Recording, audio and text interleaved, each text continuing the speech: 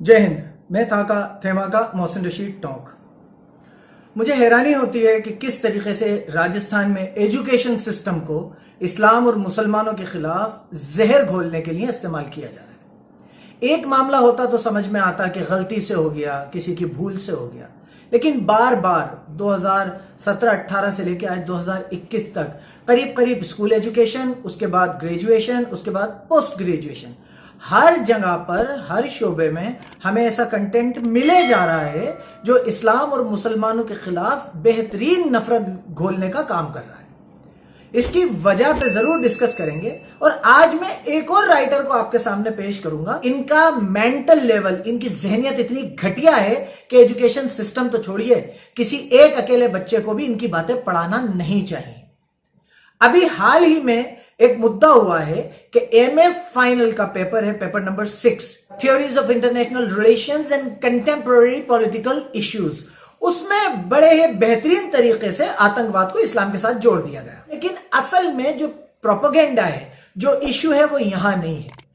असल में इश्यू है इसके राइटर के साथ। 1 वीक सीरीज जो है वो ये 1 वीक सीरीज है, महाराजा 1 वीक सीरीज है, संजय प्रकाशन ने इसे छापा है। इसमें क्वेश्चन नंबर 79 है, इस्लामिक आतंकवाद से क्या आशय है, और ये बहुत आराम से लिख देते हैं उत्तर। इस्लामिक आतंकवाद का अर्थ ये लगाया जाता है कि जो राष्ट्र इस्लाम को मानते हैं वो आतंकवाद के रास्ते पर है। बड़ी आसानी से इन्होंने राष्ट्र जो इस्लाम को मानते हैं और ऑब्वियसली उनके साथ जो लोग इस्लाम को मानते हैं वो आतंकवाद के रास्ते पे चला दिए। इन्होंने ठप्पा लगा दिया कि इस्लाम को मानने वाले मुल्क आतंकवाद के रास्ते पे। लेकिन ये तो एक बहुत छोटा सा इश्यू है। बड़ा इश्यू मैं आपको इसका बताता हूं। इसमें बड़ा इश्यू जो है वो आपको दूसरी किताब में मिलेगा। उस किताब में जो राइटर हैं, पब्लिकेशन उसके भी यही है, संजय प्रकाशन ही है। उसमें संजय प्रकाशन लिखते हैं इस्लामिक आतंकवाद, आतंकवाद का चौथा रूप इस्लामिक आतंकवाद है। इस्लामिक आतंकवाद का अर्थ यह लगाया जाता है कि जो राष्ट्र इस्लाम को मानते हैं वो आतंकवाद के रास्ते पर हैं, या दूसरे अर्थ में कहें, अब सुनिए आप, इस्लाम का कट्टरवादी नेतृत्व पूरी दुनिया में रहने वाले इस्लाम के अनुयायियों को अपने साथ लेकर चलना चाहते हैं और विश्व के अनेक क्षेत्रों में इस्लामी राज्य स्थापित करना चाहते हैं। अब इसमें चाहे इंडिया के हों, चाहे यूएई के हों, कहीं के भी मुसलमान हों, सब आ गए। इस्लाम के प्रति निष्ठा, यह ज्यादा गौर करने वाली चीज है। इस्लाम के प्रति निष्ठा उन्हें एक भावना के सूत्र में बांधती है जो देश की सीमा विभाजन से प्रभावित नहीं होती। यही इस्लामिक भावना जुनून की हद तक पहुंच जाती है जो उन लोगों के विरुद्ध कार्य करती है जो इस विचारधारा को नहीं मानते, यानी हिंदू, सिख, ईसाई उनके विरोध में काम करती है, उनके मुखालिफ काम करती है जो इस्लाम को नहीं मानते। ये जुनून इस सीमा तक इन पर सवार हो जाता है कि ये आत्म बलिदान के लिए प्रेरित हो जाते हैं। मतलब मैं इस्लाम को मानता हूं और मैं उसे बहुत अच्छी तरह मानता हूं, तो मैं आत्म बलिदान के, मतलब अपने आप को मारने के तक के लिए प्रेरित हो जाऊंगा। इस संघर्ष को वो जिहाद कहते हैं। एक अजीब सा ट्रेंड बना लिया है कि जिसका जो दिल चाहेगा वो जिहाद को कहीं भी जोड़ के दिखा देगा। कोई संपत्ति जिहाद कह देगा, कोई क्या कह देगा, कोई क्या कह देगा।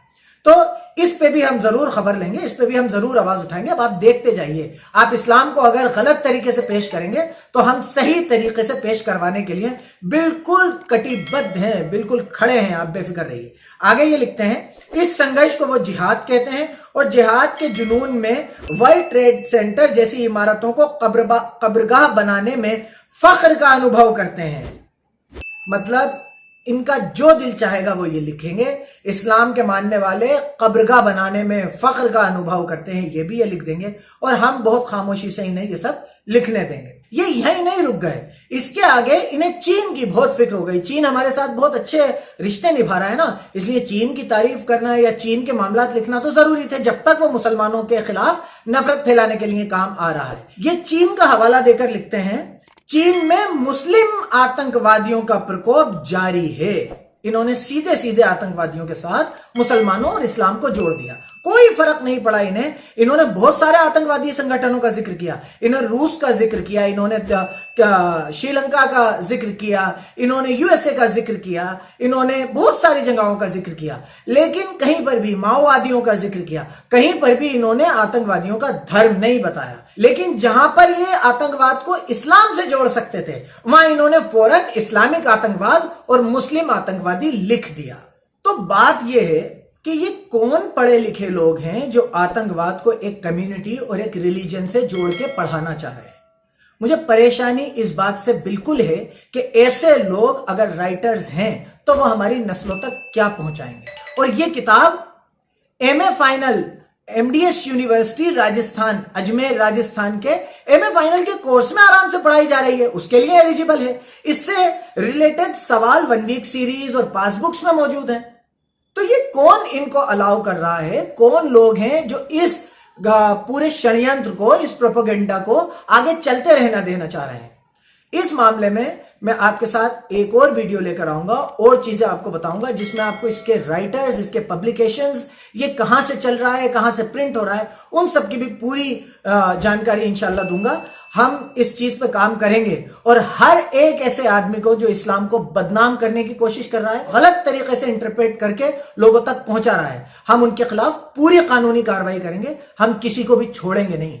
बार बार ऐसे हमले इस्लाम और मुसलमानों पे करना बर्दाश्त नहीं किए जाएंगे। मैं बार बार इसलिए कह रहा हूं कि सबसे पहले हमने राजनीति विज्ञान, political science class 12th Rajasthan के सिलेबस में इस चीज को पकड़ा कि इस्लाम के खिलाफ प्रोपेगेंडा हो रहा है, मुसलमानों को आतंकवादी बताया जा रहा है, इस्लाम को आतंकवादियों का मजहब बताया जा रहा है। 12th में हमने पकड़ा। उसके बाद बीएड सेकेंड ईयर, ये बीएड सेकेंड ईयर की किताब है, इसको हमने पकड़ा, हमने इसके खिलाफ एफआईआर कराई। लेकिन जो आईओ हैं उन्होंने बहुत आसानी से ये कह के छोड़ दिया, खुद ने ही जज का काम कर लिया कि जो लेखिका थी उनका उस वक्त उन्होंने गलती से ये लिख दिया और उन्होंने माफी मांग ली, उन्हें छोड़ दिया जाए। इस पे भी कोई कार्रवाई नहीं हुई। 6th-7th क्लास में महाभारत और रामायण पढ़ाई जा रही है, तो महाभारत और रामायण पढ़ाई जा रही है तो बहुत अच्छी बात है, पढ़ाइए, लेकिन उसके साथ कुरान, गुरु ग्रंथ साहिब और बाइबल भी पढ़ा दीजिए।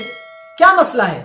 अगर हिंदुत्व का प्रचार हो सकता है स्कूलों में तो इस्लाम का, क्रिश्चियनिटी का और सिखों का प्रचार भी हो सकता है। प्रॉब्लम क्या है? हमें महाभारत रामायण पढ़ाने से प्रॉब्लम नहीं है, हमें प्रॉब्लम है कि महाभारत और रामायण के साथ कुरान, गुरु ग्रंथ साहिब और बाइबल भी पढ़ाई जाए। हर वो राइटर जो ऐसी गंदी जहनियत बच्चों के जहन में डाल रहा है, हर वो पब्लिकेशन, हर वो डिस्ट्रीब्यूटर, रीसेलर बहुत ध्यान से अपनी किताबें छापे, क्योंकि किसी को भी कानूनी कार्रवाई के लिए बख्शा नहीं जाएगा।